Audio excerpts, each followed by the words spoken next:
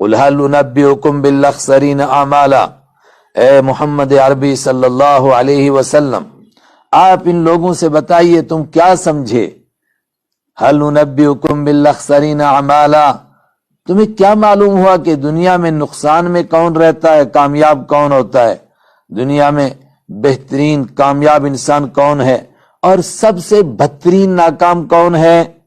فرمایا تم کو نہیں معلوم، تم جانتے نہیں، تمہیں کیا معلوم ہے۔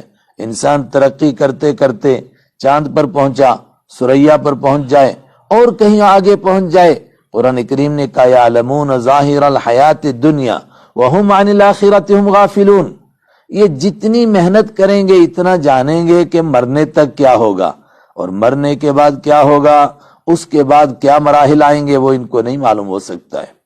فرمایا وہ میں بتاتا ہوں، هل انبئکم بالاخسرین اعمالا، کیا میں تم کو بتاؤں کہ کام کے اعتبار سے سب سے زیادہ نقصان والے کون لوگ ہیں؟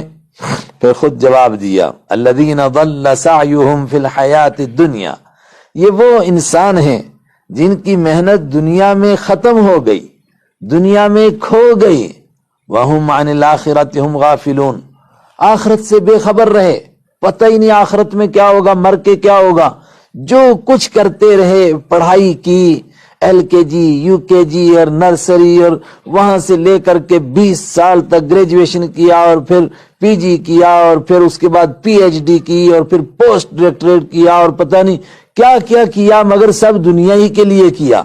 مرنے کے بعد ہم کیا کریں گے اس طرف کبھی خیال ہی نہیں گیا۔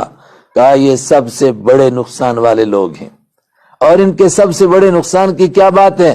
وَيَحْسَبُونَ أَنَّهُمْ يُحْسِنُونَ صُنْعًا، وہ مرتے وقت تک یہ سمجھتے رہتے ہیں کہ ہم کوئی بڑا کام کر رہے ہیں، مرتے دم تک ان کو لگتا ہے کہ ہم کوئی کمال کر رہے ہیں، شہرت ہوتی ہے، کوئی کے ایس کر جاتا ہے، کوئی آئی ایس کر جاتا ہے، کوئی ڈاکٹر بنتا ہے، اس کے بعد اور بڑا ڈاکٹر بنتا ہے، ایم ڈی کرتا ہے، اس کے بعد الٹا کر کے ڈی ایم کرتا ہے اور کوئی بڑی بلا بنتا ہے، تو لوگ سمجھتے ہیں یار کمال کر گیا، یار آپ نے تو کمال کیا، آپ اتنے بڑے آدمی بن گئے، لیکن مرنے کے لیے کیا تیاری کی اس کا خیال ہی نہیں رہا۔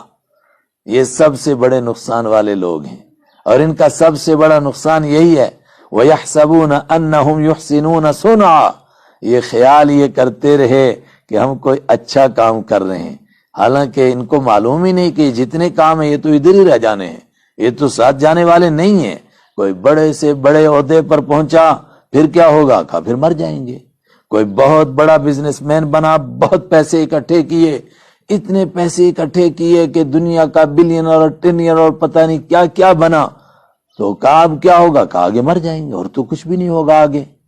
کہا میں بہت بڑا بادشاہ بن گیا، ساری دنیا کے اوپر میں نے تخت ڈال دیا، اب کیا ہوگا؟ کہا مر جائیں گے اور کچھ بھی نہیں ہوگا۔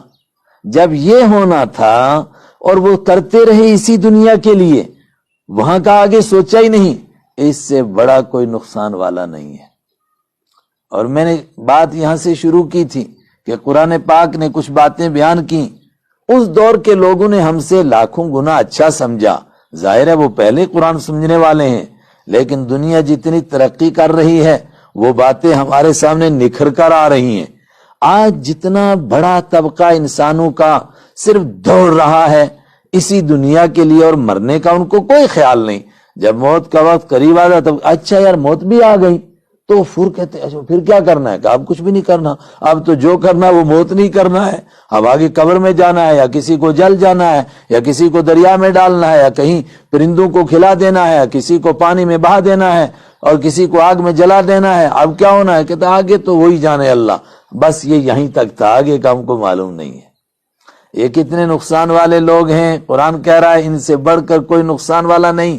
لیکن آج ہم پوری دنیا میں جب ایک نظر ڈالتے ہیں تو کیا حقیقت میں ایسا نہیں نظر آ رہا ہے کہ ایک بہت بڑا طبقہ جو بیچارہ نرسری سے لے کر کے میں نے کہا پی جی اور پھر پی ایچ ڈی اور پھر پوسٹ ڈاکٹریٹ اور پتہ نہیں کیا کیا کچھ کیا انہوں نے، مگر وہ سب کا سب ظل سعیہم فی الحیات الدنیا، ساری محنت اس دنیا میں کھو گئی، گم ہو گئی۔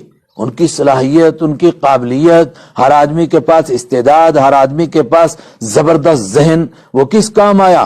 کہا بس اسی دنیا میں کھو گیا، ذہن کو استعمال کیا، بہت اچھی انگریزی بولنی سیکھی تو کیا ہوا؟ کہا وہ آگے کام ٹیچر لگا تھا کہیں پر، وہاں پڑھا دیا تو مر گیا، اس کے بعد کیا ہوا؟